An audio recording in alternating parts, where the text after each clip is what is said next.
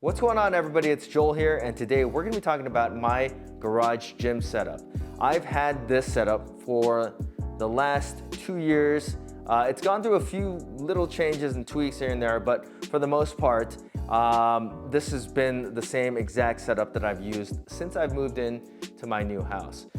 In the past, I've used different setups at different locations where I've lived, and this is really the first time that I've had a long-term experience with an actual power rack in my garage gym.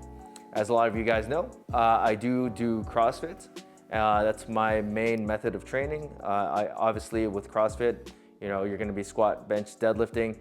So that has some kind of relevance to using a power rack for your setup. Now, I will say that if you are a CrossFitter, having a power rack isn't really necessary to a CrossFitter's garage gym. And the reason for that is because as a CrossFitter, you kind of move around a lot.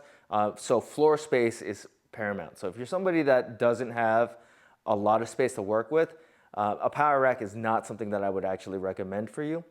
And I'll go over what I think you should get in that situation. But for me, I've been using this RepFitness PR-4000, and I've got it with the 93-inch or 92-inch height. It's got a pretty good amount of height to it. I do have 10 feet ceilings in here, so I got plenty of clearance for my head. And then the depth of my rack is the 30-inch depth. I had actually originally bought this to do like a 6-post setup where I would have another, I think it was like the 16-inch cross members, and then another 2 uprights so that I could do the lat pull down. But my space, and I think a lot of people out there, like if you don't have a ton of space in your garage, or you're trying to park a car in the garage as well, then that kind of is not a really realistic setup. Even with this setup, I'm really stretching the space that I have in this corner. I guess if I were to take out the front feet stabilizers and then put in the rear 2 uprights, it would work a little bit better. But as it is, the front feet make more sense to me because, for me, I'm doing some toes to bars, kipping pull-ups, chest to bar pull-ups, and stuff like that, where the stability of the rack will get tested. And if you're like swinging on the front part of the rack and it's not bolted down like it is in my setup, you're gonna run into some issues. Even I think with having, I guess a plate, maybe even an Aries attachment in the back. So as far as like stability goes for being able to do like gymnastics movements without bolting down and having the front stabilizers and the rear stabilizer bar, I do have that back here as well. I can pretty much do anything on this as long as I have weight holding it down on the side. So I have 4 45s on each side, and that's enough to keep the rack from moving around or shifting around too much if I'm doing any kind of gymnastics movements. I've actually been able to do bar muscle-ups on this. I don't really do them all that often, but I can do them on this. So if that's something that you're looking into with a power rack, you definitely need the front feet stabilizers and you need to weigh it down. The actual rig by itself, it's not gonna really hold up if you're doing any kind of hard kipping movement. So do keep that in mind. Or you can obviously just bolt it down. When it comes to like stability when lifting, I mean, this thing is a tank. You're not gonna be able, like, any pretty much like normal human being is not going to exceed like the weight limits of this. I do have the sandwich J cups, not like the roller J cups or anything like that, but the sandwich J cups do well in keeping the bar in place and also preserving the knurling on your bar, which I really like. There's no like exposed metal to make contact with, so I can pretty much rack any bar on this and not worry about it. I do have obviously the clear coat finish, which looks awesome. My cross members are like the glossy black because I wanted a little bit of contrast there. But yeah, you know, you gotta be aware that that is gonna scratch. So when you put your J hooks on, it's gonna, you know, it's gonna mar up the coating a little bit. Still looks pretty good. You wouldn't be able to tell unless you like really went up to the rig and looked at it. But there are definitely some scratches from, you know, putting the J hooks on, and like, you know, certain attachments like the strap safeties, pin safeties probably wouldn't do too much. Flip down safeties obviously would. And then if you had like the dip bar, which I do have, I have the ISO arms. I have literally everything for this rack that I could have got at the time. But none of it pretty much went on to the rig just because when I got in here and I looked at my space, it just all didn't really make sense. I had like the multi-grip pull-up bar, which I swapped out for the normal pull-up bar because the multi-grip is just not good for CrossFitters. You can't do too much with it as far as like hipping movements. But the actual normal pull-up bar is pretty good. The powder coating on it is decently grippy. And I really can't complain. Obviously, it's like a normal 1 1/4 inch pull-up bar. There's nothing too crazy going on there. The uprights on this rig are 3x3, 5/8 inch holes. I went with the PR-4000 just because I didn't really think that I needed the 1 inch space or 1 inch holes.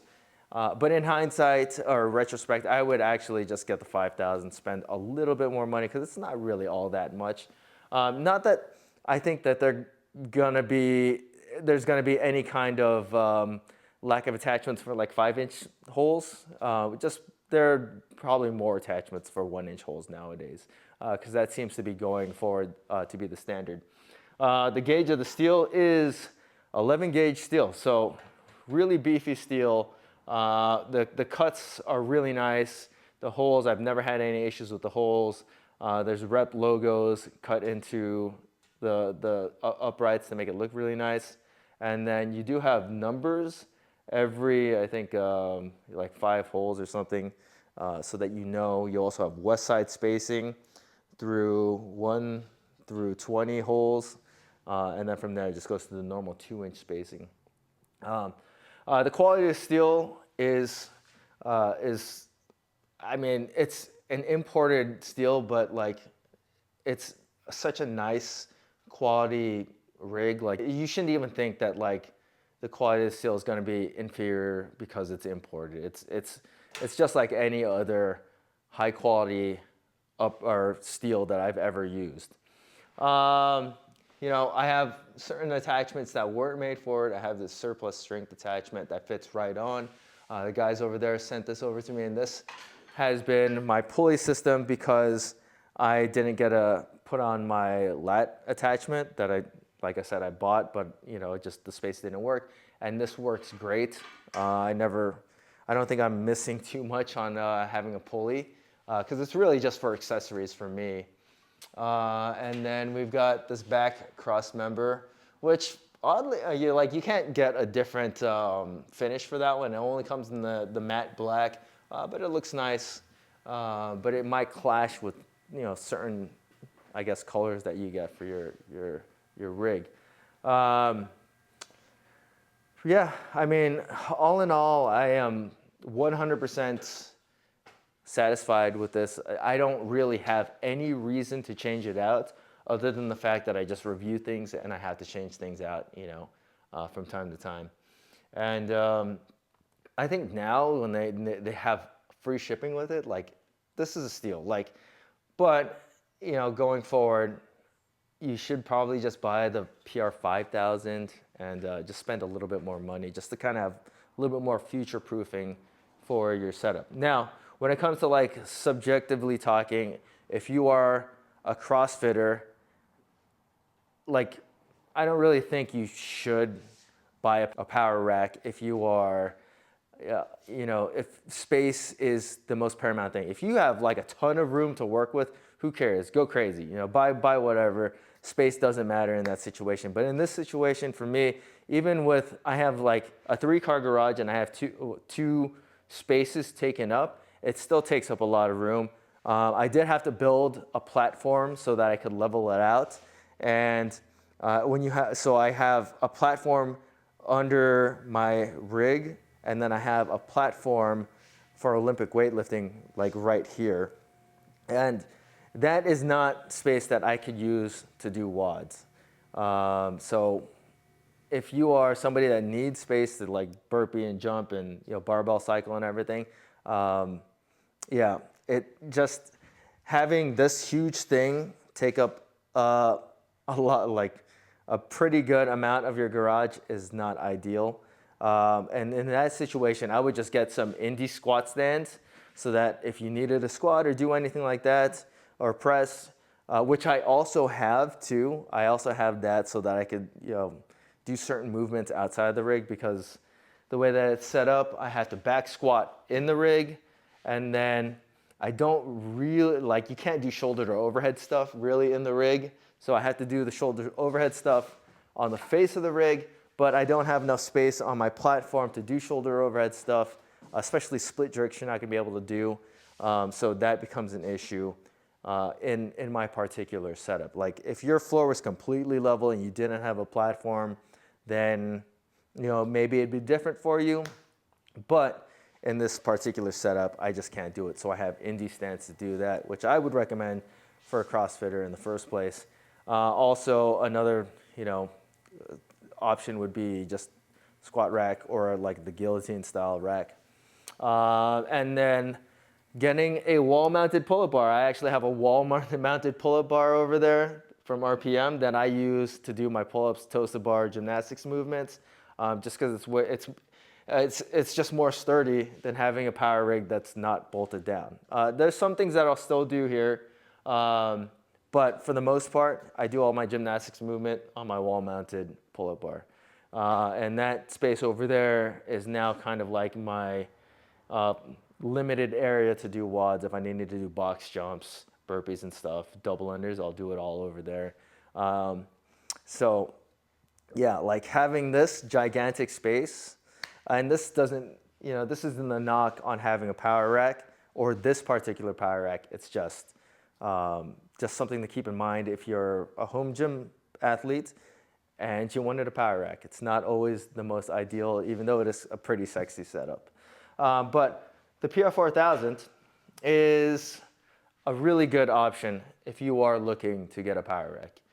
You want something that you can continually get upgrades for. Like RepFitness is always adding stuff into their arsenal for their power racks, all sorts of stuff. These guys are going crazy. So you can trust the brand. They're going to be around for a while. You can trust the quality of the stuff. Like, don't even bat an eyelash at the fact that it's imported. It does not make a difference. The quality of RepFitness' stuff is really, really nice. The prices are not too bad either. I forget what the price of the complete power rack. I think it's like $1,800 the way that I got it now, with certain pieces that you can't get. And all in all, I'm 100% satisfied. That being said, I'm probably gonna have to sell this pretty soon because I can't be married to a product. I got to move on to something else. And I think the next thing that I get is gonna have 1-inch holes. But like I said, it's not that big a deal to have 1-inch holes or to have 5/8-inch holes. It's really not. Setup is the setup. Like for me, setting up a power rack is like, I can do it in my sleep at this point, but if you're somebody that's a prospective buyer as a power rack and you've never done it before, just have a friend with you. You can do it with hand tools. I would recommend having a driver to do it, but yeah, you can do it all with hand tools. It all comes with the hardware. The hardware is nice and solid, and that's pretty much it. That's my last 2 years of ownership of the PR-4000 in one video. It's kind of like ranty, kind of like rambly, but this video is actually unplanned. I'm actually gonna put it on the market to sell pretty soon. But yeah, so if you have any questions about the RepFitness PR-4000, any of the attachments that I might have, or you had questions about like what you should do for your setup in a home gym, then yeah, feel free to leave that in the comment section.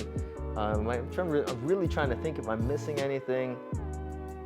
No, I mean, at the end of the day, it's a power rack. If it's sturdy and holds up weight and it looks cool, I don't know what else you need. But yeah, if you guys have any questions about this setup, any of my previous setups, what you should do for your setup, feel free to leave them in the comments section. And as always, guys, please hit that like button, subscribe, and thanks for watching.